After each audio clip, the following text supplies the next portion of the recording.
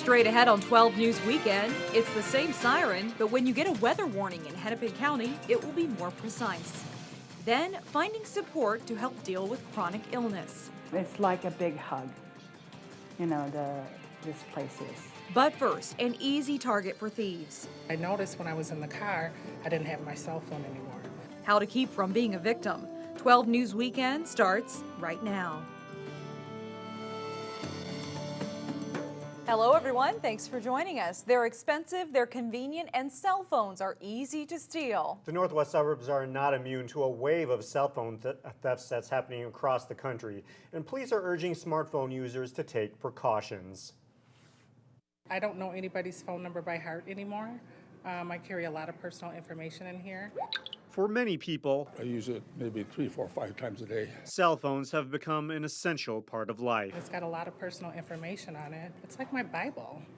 It's something that I have to have. I take it everywhere I go. It's something thieves know all too well. I set my phone down. Angela Shepard once found that out the hard way while grocery shopping. When I left with my groceries, I noticed when I was in the car, I didn't have my cell phone anymore. So when I went back into the grocery store, the girl had put it in her pocket. The person that was behind me. We've had a large increase in our theft of cell phones. Talked to Brooklyn Park Police. This is really happening pretty much every day out of the year. And they admit it's something they're seeing more and more. They are worth money. And so when you pull it out of your pocket and you're in public and you're carrying it around and it's in plain view, it's probably no different to a thief than if someone were to pull out their wallet and have $100 bills hanging out of it. They're popular targets because they're valuable. If I didn't sign a 2-year contract, they're $500 or $600. And it's easy for thieves to sell them. Expensive phones, and they can grab them and run, like get on a bus or something, just when the door's going to close, grab the phone and take off. Meanwhile, police urge cell phone users to be aware of their surroundings. If you're in a grocery store, don't leave it laying in the basket or on top of a woman's purse. If you're walking to the bus stop or you're just walking down a street, don't be so engaged in what's on your cell phone that you're not paying attention to people approaching you or coming up behind you. The police say a tool that will help deter thieves from stealing cell phones is the so-called kill switch, which would let people remotely disable their smartphones. The kill switch will become a standard feature with major carriers in 2015. Hennepin County prosecutors charge a Golden Valley man for his role in a fatal car crash. Police say Philip Bertelson was driving drunk at speeds of more than 100 miles per hour when he hit and killed 2 people last November in Minneapolis. Police say his blood alcohol level was twice the legal limit when he smashed into a car that was sitting at a traffic light on Olson Memorial Highway. Bertelson is charged with 4 counts of criminal vehicular homicide. A judge then released him without setting bail this week, angering the victims' families. But a legal expert says that's not unheard of. The purpose of monetary bail is only to secure the appearance of somebody in court. So we have somebody who's confronted with a warrant, he shows up in court, doing some things necessary to better himself. It's not hard to believe that a judge, or any judge in this county, would say, you know what, we're going to release this guy with conditions to ensure that the public is protected. Bertelson faces up to 40 years in jail and a fine. The Hennepin County Sheriff's Office is working on a new, more precise system for warning people about violent weather. You'll still hear the siren in your neighborhood when there's severe weather, but the new system should help pinpoint exactly where the bad weather is located. As Sonia Goins reports, officials say the system is faster and more efficient. We've all heard this sound before. Tornado sirens mean severe weather is brewing in the skies. Hello, 911. This Golden Valley 911 call center is the hub for the sirens. This is the old system I was telling you before. We have 4 zones. For decades, they've used this system to sound the sirens. This is 1970s technology.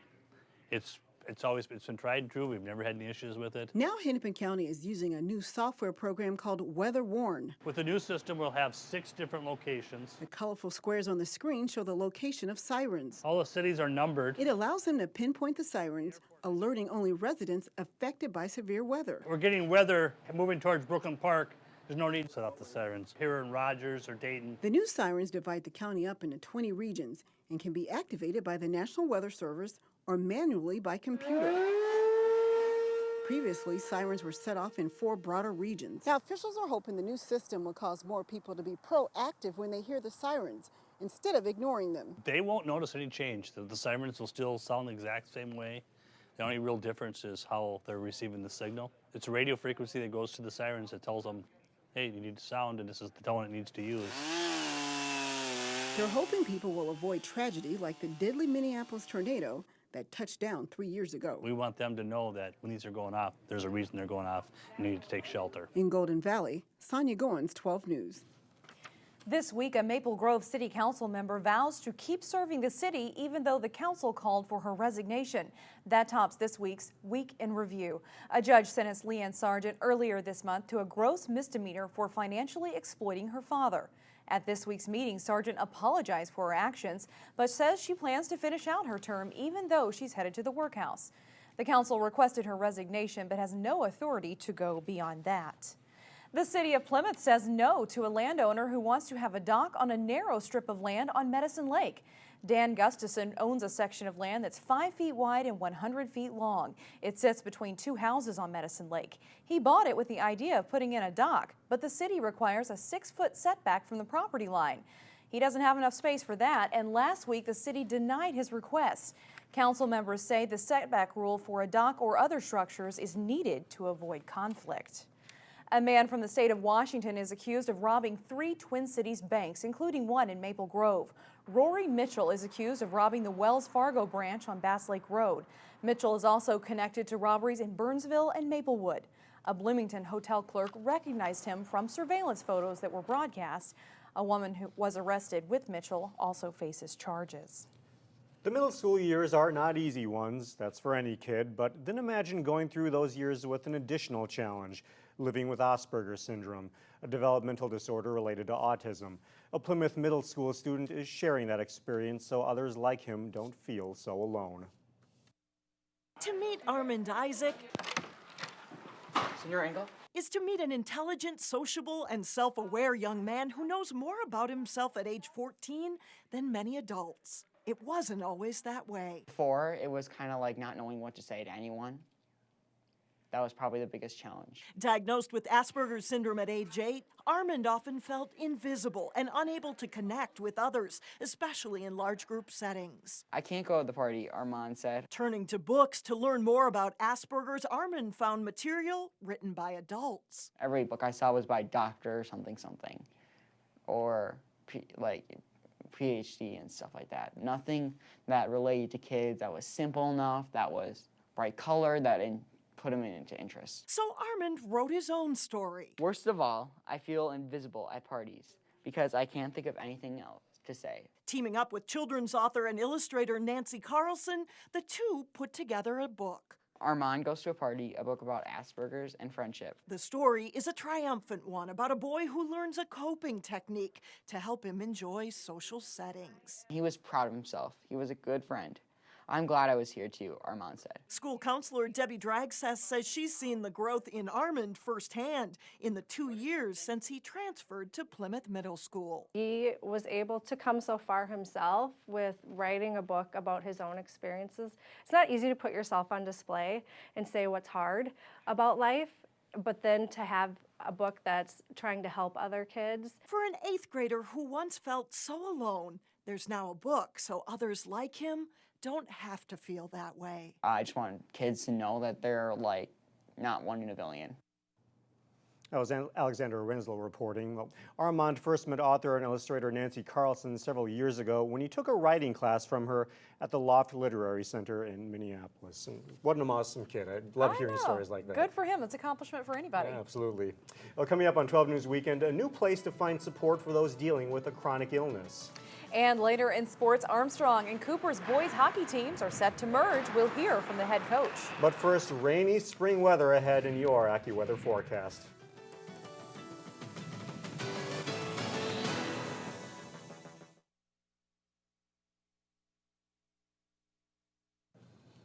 Welcome back. Fighting a chronic illness like cancer can be a scary and isolating experience. But volunteers at a new support center say it doesn't have to be. Gilda's Club opened this week in Minnetonka.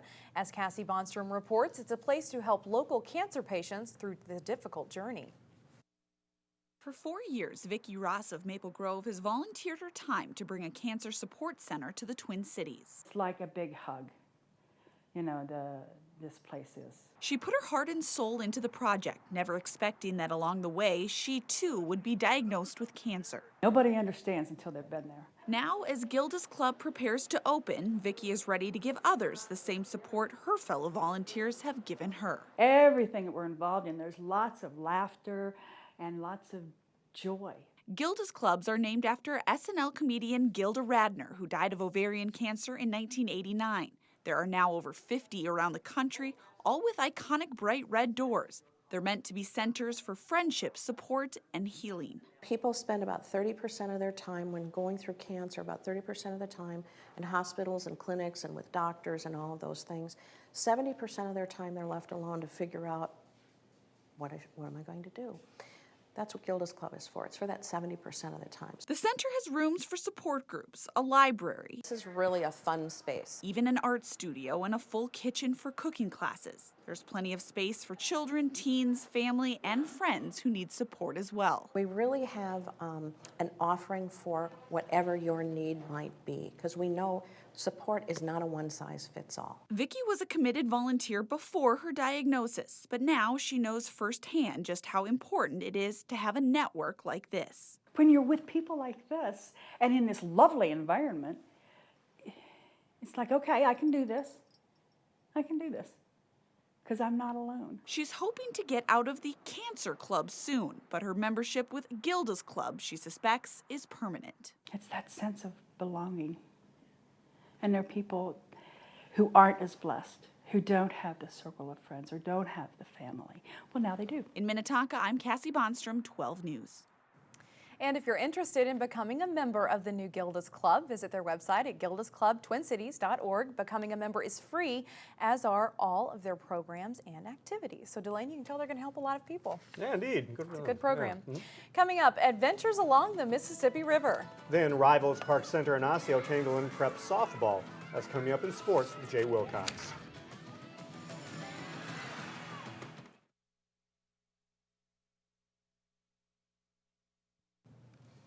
Welcome back. Jay Wilcox joins us now at sports, and it sounds like some big changes coming up in local hockey. Rivals going to have to be nice to each other. That's right. I think the writing's been on the wall about this a little bit, but just how are things going to work out? What kind of details are we going to go through? And now they've kind of got a big portion of that settled anyway. Changes coming for the boys hockey programs in District 281. Armstrong and Cooper will combine teams beginning next season. Cooper's numbers have dropped to a point where sustaining full varsity and JV teams alone was no longer an option. The proposal approved by the Robbinsdale School Board this week merges the two programs. Armstrong head coach Danny Charleston will be the head coach, and the team will be called Armstrong Cooper, with a lot of the other details still to be worked out. The first step is saying this is who we are, maybe showing them the logo or showing them this is who you are now. What you were in the past is the past, and we understand that there's a lot of emotions with parents and players, and you know, I'm a hockey coach, my staff loves hockey, and the players who want to play hockey will play hockey, regardless of the uniform, regardless of the colors, the hockey players will play. We're excited to get started and to start winning and kind of proving that this whole thing was worth it. We are excited for next year for sure. Bill Rooney, who has been the Cooper head coach, will be an assistant on the staff. The team will play in the Northwest Suburban Conference. And you can see more of John Jacobson's interview with Danny Charleston starting Monday on Channel 12's Sports Jam show. Two of Armstrong's best ever hockey players are still alive in the NHL playoffs. One is a player and one is a coach. Former Wild coach and Armstrong and U of M defenseman Todd Richards coached the Columbus Blue Jackets to their first home playoff win ever on Wednesday. The Blue Jackets rallied from a 3-goal deficit to beat the Pittsburgh Penguins 4-3 in overtime. That tied their Eastern Conference series at 2-2. Game 5 is Saturday.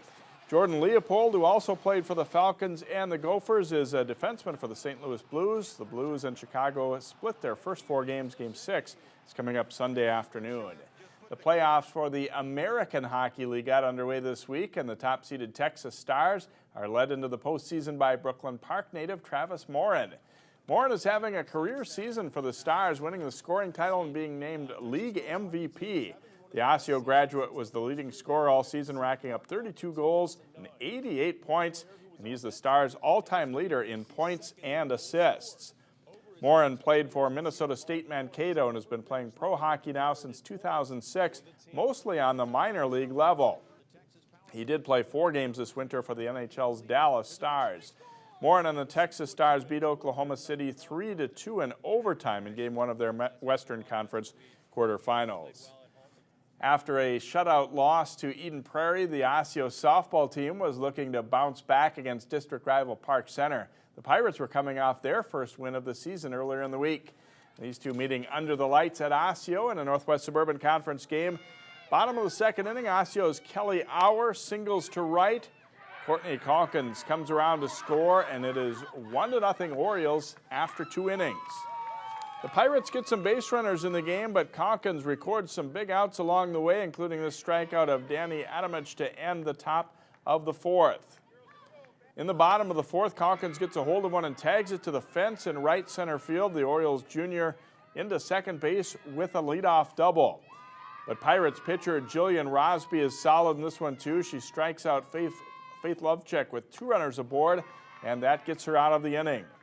And Calkins, though, holds the lead. She gets another strikeout, giving her 8 for the game. This one ends it. Osseo shuts out Park Center by a 1-0 score. And a new addition, of course, this year, those lights, getting to play some night games, kind of exciting, although a little bit colder than the afternoon games. I know it. I know. Good to see. Thanks, Jay. You bet.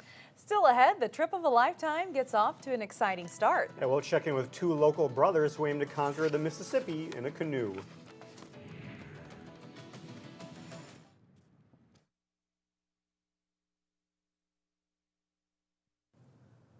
A long canoe trip down the Mississippi River has already proved quite eventful for a Brooklyn Center man and his brother.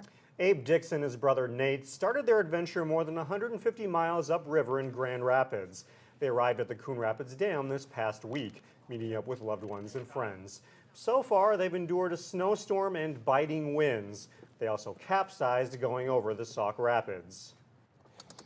And there was like a wall here of like splashing up and over here splashing up. And we went right down the middle and they just, and we tipped and we floated, and the water's cold, like really cold.